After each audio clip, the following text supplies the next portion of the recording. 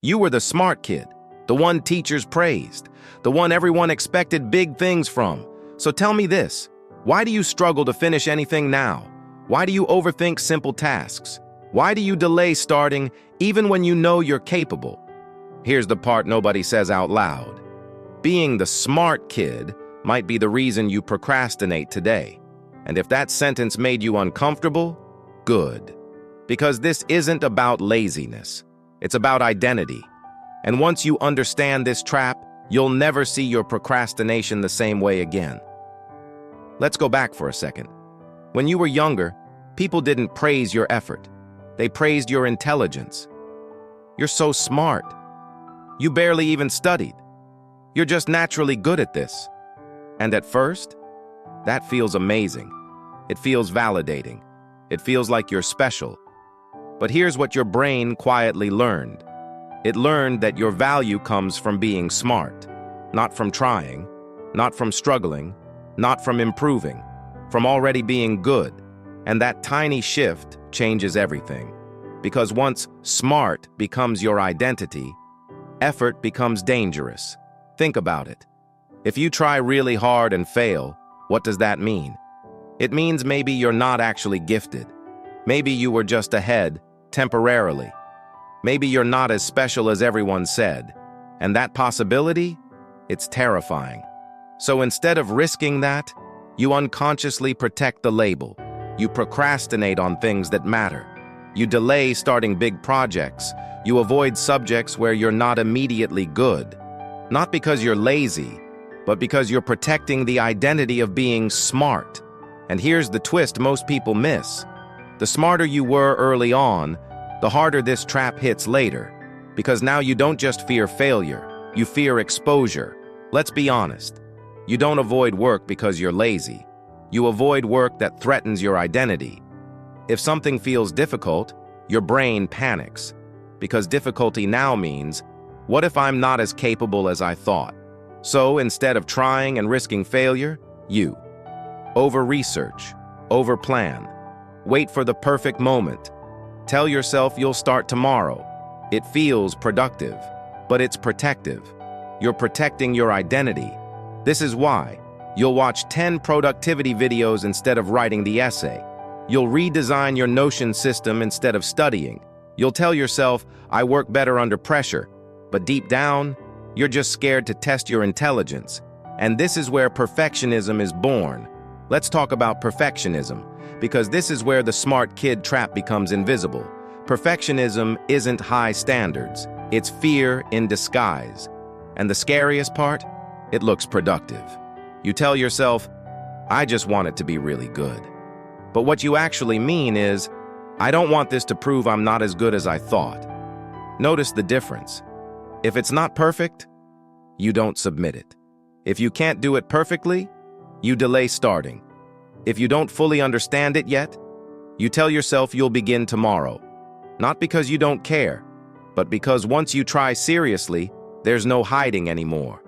As long as you haven't fully tried, you still get to believe, I could have done amazing if I really wanted to.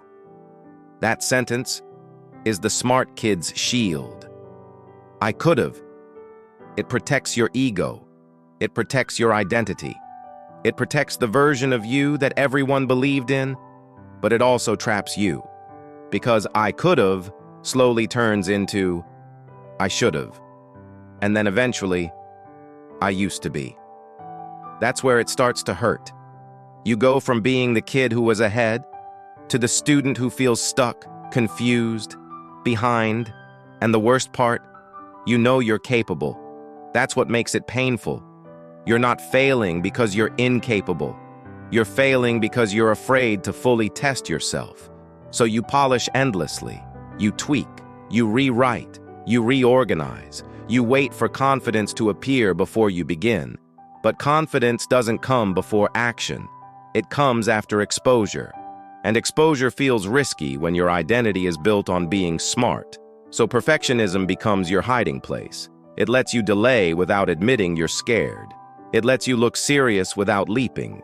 It lets you protect potential instead of converting it. And here's the hard truth. Perfectionism feels safe in the short term. But long term, it slowly erodes your self-respect. Because deep down, you know you're not actually trying, and that quiet awareness is exhausting. Let me show you what this actually looks like. It's 8:47 p.m. You open your laptop. Assignment due tomorrow. You read the prompt once. Then again, you tell yourself, okay, I just need to think about it properly. 10 minutes pass. You open another tab, search something slightly related, watch a short video for context. You're not relaxing. You're circling the task. Because starting means committing. And committing means this version of you gets tested. So instead, you adjust the title font. You rewrite the first sentence 3 times. You tell yourself, I just want it to be good. But really, you're trying to avoid finding out if you're still the smart kid. And by the time you finally start, you're tired, rushed, slightly ashamed. Not because you're incapable, but because you hesitated. Again. Ever notice this? At night, you feel powerful. You imagine the disciplined version of yourself. Waking up early, studying deeply, becoming unstoppable. But in the morning, you hesitate. You scroll. You feel heavy. Why? Because at night, you're fantasizing about identity. In the morning, you're confronting effort. And effort feels risky, because effort exposes your real level, not your potential, your current reality. And that gap? That's uncomfortable. So your brain escapes again. So how do you escape this? You don't fix it by trying harder. You fix it by rebuilding your identity. Step 1. Stop protecting your intelligence. Stop treating your intelligence like it's fragile. You are allowed to struggle. You are allowed to be bad at something. You are allowed to not understand it immediately. Struggle doesn't cancel intelligence. It builds it. Every time you hesitate, you're choosing ego over progress. Instead of asking, will this make me look incompetent? Ask, will this make me better? Growth requires exposure, and exposure feels risky when your identity is built on being gifted. But if you never let yourself look average, you'll never become exceptional. Step 2. Chase proof, not praise. Stop chasing praise. Start chasing proof. Praise says, you're talented. Proof says, you showed up. Instead of asking, will this prove I'm smart? Ask, will this prove I can execute? Execution is the new identity, because every time you finish something, even imperfectly, you build self-trust. And self-trust is more powerful than raw intelligence. The smartest student who doesn't execute will always lose to the consistent one who does. That's structural. Step 3. Lower the ego barrier. Right.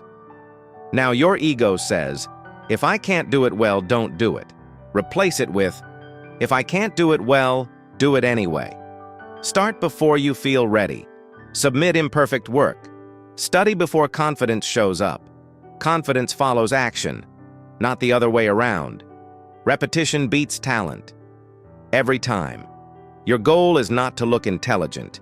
It's to become someone who moves. Step 4. Redefine smart. Your old definition was, smart equals effortless success. The real definition is, smart equals adaptable. Smart equals resilient. Smart equals willing to struggle and keep going. The students who win long-term aren't the most praised. They're the ones who kept moving when they felt average. They didn't protect the label. They built the skill.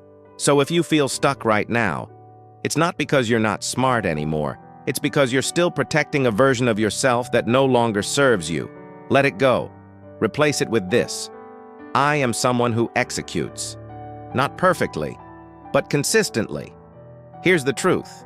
You were never lazy. You were protecting a label, and that label kept you safe, but it also kept you small. You don't need to prove you're smart anymore. You already were.